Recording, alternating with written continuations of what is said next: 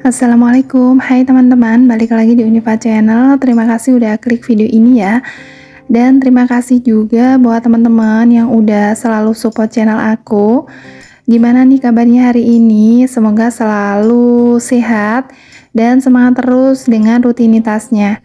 Nggak terasa udah di awal bulan lagi. Ini video evaluasi budget Juni yang aku buat di akhir bulan kemarin, dan nanti aku juga akan bikin budget plan bulan Juli 2024. Sekarang aku mau cek dulu kondisi dompet pintar sambil lihat tiap posnya itu ada sisa atau enggak, dan aku juga akan catat untuk berapa budget terpakai. Dan dari pos belanja minggu pertama ini budgetnya terpakai semua, jadi nggak ada sisa ya teman-teman. Lanjut di minggu kedua ini masih ada sisa 20.000, jadi budgetnya terpakai 130.000. Untuk budget belanja mingguan ini selalu beda tiap minggunya, kadang ngepas, kadang dapat sisa, tergantung menu dan stok belanjaan ya teman-teman. Alhamdulillah dengan budget 150.000 sejauh ini masih cukup dan seringnya nggak sampai over budget. Lanjut untuk pos belanja bulanan ini udah kosong, nggak ada sisa karena budget ini emang ngepas banget. Palingan kalau dapat sisa receh itu aku simpan di dompet belanja buat jaga-jaga kalau butuh uang kecil gitu ya. Untuk pos gas dan galon masih dapat sisa 2.000. Lanjut untuk pos listrik udah pas budgetnya 100.000 ya di tiap bulan. Dan untuk pos pulsa ini budgetnya juga pas 120.000 dibagi untuk beli kebutuhan kuota 2 orang. Lanjut pos BBM bulan ini terpakai semua budgetnya karena beberapa kali memang ada acara di luar. Untuk pos keperluan pribadi memang dari awal udah ada rencana pengeluaran, jadi budgetnya nggak ada sisa. Untuk pos fund juga kosong. Dan untuk pos dana tak terduga ini masih dapat sisa 40.000. Jadi kemarin terpakai buat pengeluaran ya tidak terduga ya, yang nggak tercatat di budgeting bulanan itu sebesar 40.000. Lanjut aku udah hitung dari budgeting Juni kemarin, alhamdulillah masih dapat sisa 76.000 dari pos-pos pengeluaran tidak tetap. Tapi sebaliknya ada salah satu pos pengeluaran tetap ya yang over budget. Sebelumnya aku mau hitung dulu ini uang sisanya. Dari budgeting ini emang nggak selalu sama hasilnya ya teman-teman. Yang penting nikmati aja setiap prosesnya sambil diperbaiki agar bisa lebih baik ke depannya. Dan ini uangnya pas 76.000, aku akan simpan ke toples buat dana jaga-jaga. Sekarang aku evaluasi dulu untuk pos-pos dari pengeluaran tetap. Ada pos dana servis, ini untuk budgetnya nggak terpakai, jadi masih utuh 50.000. Dan dari dana kesehatan ini masih ada sisa 30.000. Budget sinking fund udah ditabung, dan ini satu pos yang aku bilang over budget. Ada dana sosial, kemarin itu aku anggarkan 250.000. Ternyata karena bulan ini musim kondangan, pos ini over budget sampai 200.000. Dan kemarin aku itu pakai dulu dari uang usaha, jadi aku akan ganti dari pos sisa dana sosial. Untuk seluruh pos dompet pintar ini udah kosong semua ya teman-teman. Nanti diisi lagi untuk budgeting bulan Juli. Untuk budget sisa tadi dari pengeluaran tetap itu aku simpan ke binder saving ini. Ada 3 pos yang aku simpan untuk budget sisanya. Itu ada dana servis, dana kesehatan, dan dana sosial. Untuk dana servis karena budgetnya nggak terpakai, jadi aku simpan aja semua ke pos ini.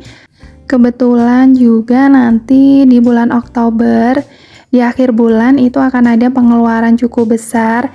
Jadi ini sama juga nabung ya teman-teman, biar nanti nggak terlalu memberatkan. Dan aku udah catat untuk saldonya sebesar 50.000. Lanjut untuk pos sisa dana kesehatan, tadi masih dapat sisa 30.000.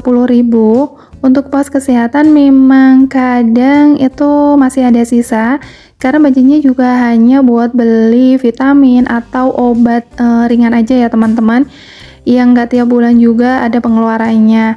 Dan ini aku mau hitung dulu uangnya. Ini aku tambah 30.000 tadi, dan sekarang saldonya itu terkumpul 220.000 sesuai dengan catatan. Alhamdulillah ini bisa jadi dana darurat versi budget kecil ya teman-teman. Jadi sedikit mengamankan untuk tabungan dana darurat kita. Dan lanjut ke pos dana sosial, aku lihat dulu catatannya. Karena ini saldonya hanya 150.000, jadi masih kurang 50.000 lagi karena over budgetnya kan 200.000. Dan ini aku hitung dulu uangnya. Ada 150.000, jadi aku ambil semua. Dan emang untuk dana sosial ini yang paling sering over budget karena biasanya ada pengeluaran tidak terduga seperti ada acara kondangan, ada tetangga yang sakit, ada yang meninggal. Jadi pos dana sosial itu menurutku penting banget untuk disiapkan ya teman-teman. Untuk kekurangannya aku ambil dari budget sisa tadi. Ini aku ambil 50.000. Jadi masih ada sisa 26.000, nanti bisa untuk dana jaga-jaga atau buat budget ngisi tabungan. Dan alhamdulillah ini masih bisa tercukupi untuk pos yang over budget tadi. Tapi kalau misalkan nggak cukup budgetnya, itu ya terpaksa aku ambil dari tabungan dana darurat. Dan evaluasi budget Juni udah selesai, pos sisa udah disimpan. Ini lanjut aku mau buat rencana anggaran bulan Juli 2024. Sebelumnya tidak ada niatan ria ataupun pamer ya teman-teman. Aku juga bukan ahli keuangan, ini hanya sekedar sharing aja bagaimana cara aku mengatur keuangan rumah tangga dari penghasilan harian tidak tetap dengan metode budgeting bulanan. Untuk catatan ini aku buat simpel aja, yang penting jelas kategori posnya apa aja yang kita butuhkan dan berapa besar budgetnya. Seperti biasa ini aku tambah stiker biar lebih menarik dan nambah semangat buat budgetingnya. Alhamdulillah untuk income bulan Juli ada sebesar 3 juta. Ini batas tertinggi dari income yang sering aku kelola ya teman-teman. Sebenarnya kadang juga pernah dapat 3 juta lebih dari laba kotor. Jadi biasanya aku kurangi dulu buat budget BBM, kebutuhan toko seperti kantong plastik, listrik, pokoknya biaya-biaya kebutuhan toko. Dan aku ambil batas di 3 juta yang diatur sebagai income bulan ini. Jadi biasanya yang kita gunakan sebagai penghasilan itu adalah laba bersih dari hasil jualan. Lanjut ini aku mulai bagi dari pos belanja mingguan, masing-masing budgetnya 150.000.